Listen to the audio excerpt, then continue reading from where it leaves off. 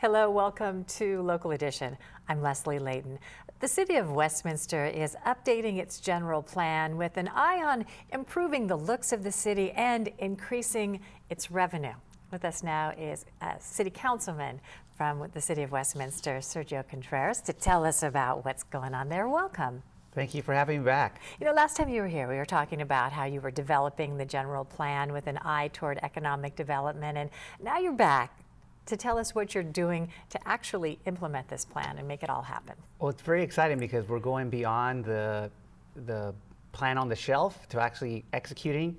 So we've actually taken the team that we used to develop the general plan and now brought them into, or put them in a new team called our Economic Development Task Force. So we're now working with that team to actually implement the actual economic development plan. Now, so that's new, and you have an economic development plan. What makes this special? What makes it special is because for us in Westminster, believe it or not, Westminster didn't have an economic development plan. So for us, what makes it special is that we're entering the 21st century, and we're bringing some great ideas and efforts to revitalize our city, and we're actually spelling it out and chunking it down and making strides towards it. Well, let's break it down. What are the elements? So what are you doing to implement the economic development plan for the City of Westminster? Well, I think for us, the very first steps, like I mentioned to you, was the actual economic development task force, where we're going to engage these individuals into continuing the work by evaluating some of these proposals that we have for the plan and putting them into action and vetting them with them and actually having them continue to be part of the process to go beyond just the paper, but get feedback from them in terms of the tweaks that we need to make and really sort of move it forward. So part of that, I mean, for us includes, for example, our Shop in Westminster program is an element. Most folks put up a banner on the side of the street that says Shop in Westminster, and that's pretty much as far as it goes. For us, we want to use this team and work with our schools and our local businesses to really educate the community in terms of what it really means to shop in Westminster. What is it? What is gained when people actually do shop in Westminster? You know, when you want to buy that shirt, you could go to Cypress or Huntington Beach is next door, or you can actually invest in your own city and purchase that item and actually generate revenue for a city that turns into park services, street improvements, police safety. So again, it's an education component that we want to activate. Yeah, I mean, you're here now educating people about this, but how do you further that message to the community? For us, again, it's about engagement and going into those businesses and looking at ways to really push on our current resources where we have, you know, there's a lot of people out there, a lot of players, but they just don't know what they don't know. And how do we get them engaged? How do we bring them in? You know, schools are a great tool.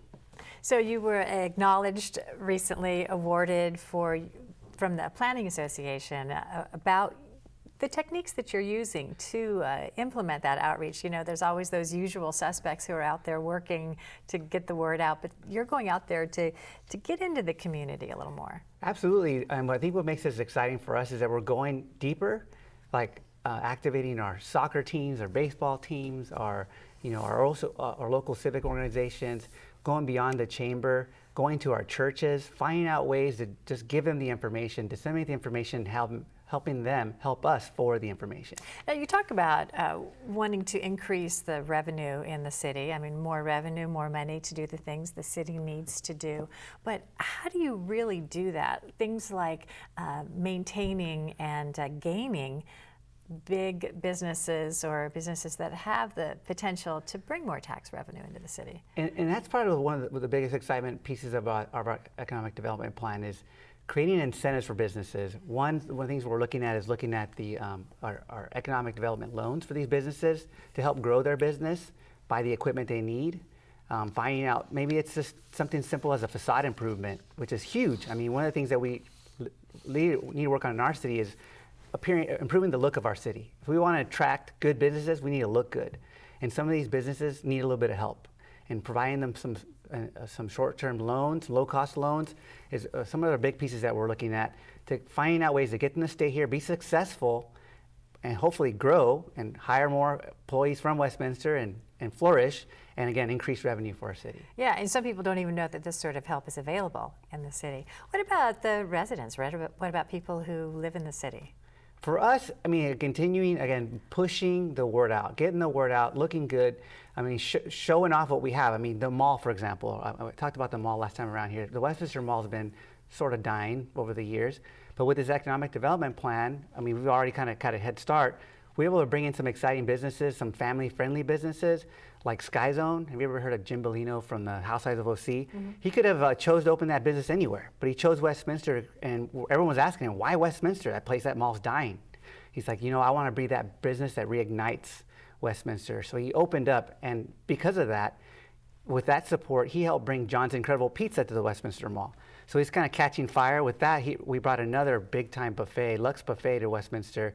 So it's like, it's just kind of getting the ball rolling. You know, as you're saying this, though, it sounds like you're recognizing some of the changes that are happening throughout the retail industry. You're talking about the mall, but it's not so much retail, it's more experience-oriented businesses that are starting to happen in our retail spaces, in our malls. Absolutely, and it's catching fire, and we're open for business. Now, on the residential rebate program to help people who live there, what kinds of things are offered to the residents of the city? Well, we know two of the biggest purchases you can make in life are usually your house or your car. I mean, one of the things that we're looking into offering residents in Westminster is an incentive, a rebate. When they purchase a car in Westminster, they get some of that money back. And we want people to purchase cars in Westminster. And I know there's a lot of great dealers surrounding our city, but we also have great places like Infiniti and Lexus and Toyota, Nissan. They're all in Westminster, so let's get people here buying in Westminster. Boy, and if you really look at the paperwork when you buy a car, the taxes on a car, it can be thousands of dollars just in taxes, and if a lot of that's coming back to the city, that is definitely a good thing to think about. Good motivation to keep your business in a city. You're also reaching out to hotels and offering them some insight and incentives to operate too, so that everyone can have a healthy business environment. Well, what's exciting is Westminster is growing and we're flourishing. We have Little Saigon that's sort of developing on its own, and we have a hotel that's planned in the future in the area. So we want to continue with that growth and attract additional hotels. I know Garden Grove's doing their part, kind of hitching on to what Disney's doing in Anaheim. I thought we want to continue that momentum and expand. Westminster's got great places. We want it to be a destination. And so giving hotels incentives to come to Westminster and helping them with their tourism and advertising, that's something we want to be partners.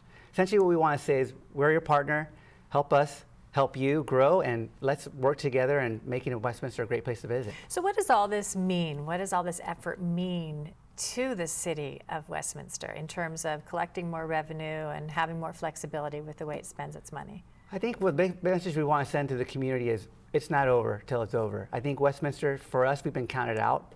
You know, we're again competing with cities like Huntington Beach, Cypress, and Garden Grove. Everyone's flourishing, and Westminster's kind of been held back. And so with the general plan, with the economic development plan, we're making an aggressive push to get out there and let people know we're here. Come on in, let's work together, let's grow together, and we don't want to be left behind. We're here, and we're here to stay. Let's talk dollars. What kind of fiscal impact are you expecting from this effort? Well, for us, we just finished passing the one-cent sales tax increase. It expires in 6 years. So for us, our goal is to not have to renew that and not go back to the community to ask for it, to say we're stable, we made the effort, we took this money you gave us, and we're reinvesting it into the community to build that revenue so we don't have to go back there again. Sergio Contreras, we're so happy you were here today to talk about this, and glad you could join us as well. Thank you. I'm Leslie Leyton.